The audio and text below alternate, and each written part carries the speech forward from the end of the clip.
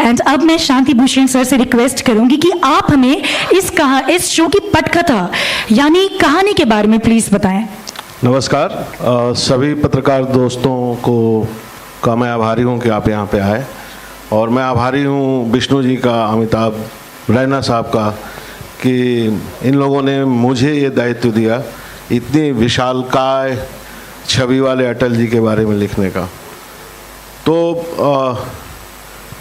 काफ़ी डर लगा पहले, क्योंकि इतनी बड़ी शख्सियत के बारे में लिखने से पहले कई रात सोचना पड़ा कि क्या करें।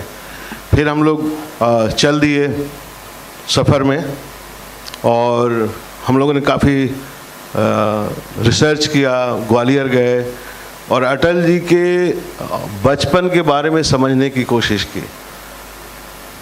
अटल जी इतनी बड़ी शख्सियत बन गए, लेकिन वो कैसे बने, उनके बचपन को ढूंढने की कोशिश की हम लोग। क्योंकि अटल जी तमाम राजनेताओं के बीच में एक ऐसे राजनेता है जिन्होंने अपनी एक अलग लकीर खींची।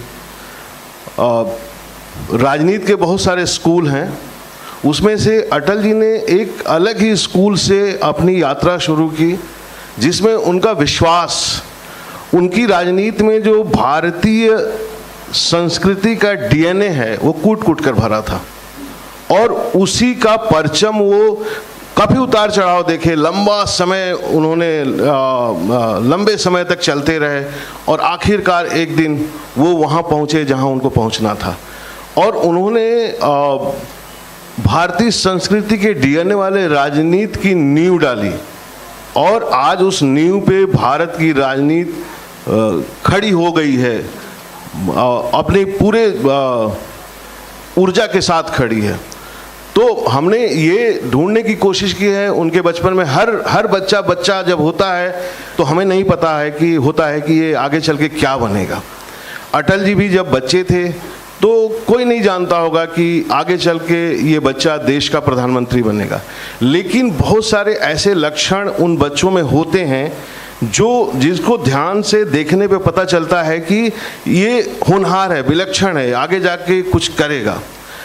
इस शो को लिखने के पीछे जो उद्देश्य है, एक महापुरुष के जीवन से सबको परिचित कराने के अलावा ये उद्देश्य है कि हमारी आने वाली पीढ़ियां उससे सीखें, और हम अपने बच्चों में अगर ऐसे लक्षण देखें तो उसके विकास में हम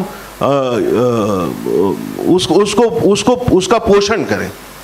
तो अटल जी के बचपन में हम जब आप शो देखेंगे तो देखेंगे, आप पाएंगे कि वो बच्चा कैसे बचपन से कुछ खास चीज़ों के प्रति सचेत है, जिसकी वो चिंता करता है, फिक्र करता है, और वो कार्य है जिस पे आप भी गर्व करेंगे, हर बच्चा गर्व करेगा। और गर्व करने वाली चीज़ों की रक्षा करना उस बच्चे में कैसे आ रहा है, कैसे वो चीज़ें विकसित हो रही हैं।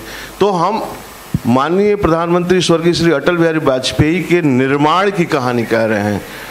एक निर्मित व्यक्ति की कहानी तो सबको पता है, लेकिन वो व्यक्ति निर्मित कैसे हुआ उसकी कहानी कह रहे हैं। और मुझे लगता है कि बहुत ज़्यादा मैं बोल नहीं पाऊँगा, क्योंकि एपिसोड दर एपिसोड मैं खुद ही उन पन्नों को पलटता जा रहा हूँ, उन चीज़ों को ढूंढता जा रहा हूँ, उन्हें पिरोता जा रहा हूँ, और वो एपिसोड दर एपिसोड आप सबके सामने आएंगे। तो इसके साथ एक बार आप सबको बहुत बहुत धन्यवाद और शुक्रिया कि आप